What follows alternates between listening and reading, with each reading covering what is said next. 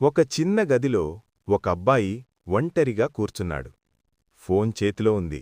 Screen మీద motivational వీడియోలు ఒకటి తర్వాత ఒకటి చూస్తూ ఉన్నాడు.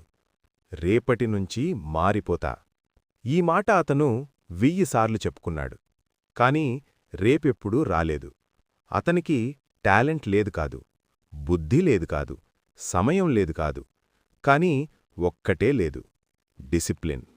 ఒకరోజు రాత్రి అద్దం ముందు నిలబడి తనని తానే చూసుకున్నాడు. నేనెందుకు ఇక్కడే ఆగిపోయాను? ఇతరులు ముందుకు వెళ్తుంటే నేనెందుకు కాదు?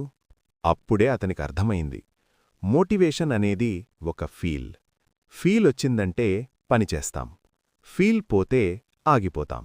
కాని డిసిప్లిన్ అలా కాదు. డిసిప్లిన్ అనేది మనసు లేకపోయినా పనిచేయడం, ఎవరూ చూడకపోయినా కష్టపడడం, ఫలితం కనిపించకపోయినా నమ్మకంతో ముందుకు వెళ్లడం. ఆ రోజునుంచి అతను పెద్ద లక్ష్యాలు పెట్టుకోలేదు. రోజూ 1 గంట అంతే.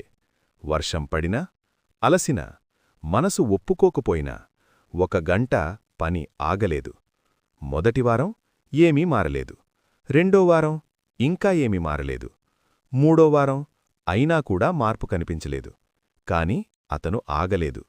ఎందుకంటే ఈసారి అతన్ని నడిపింది మోటివేషన్ కాదు, డిసిప్లిన్.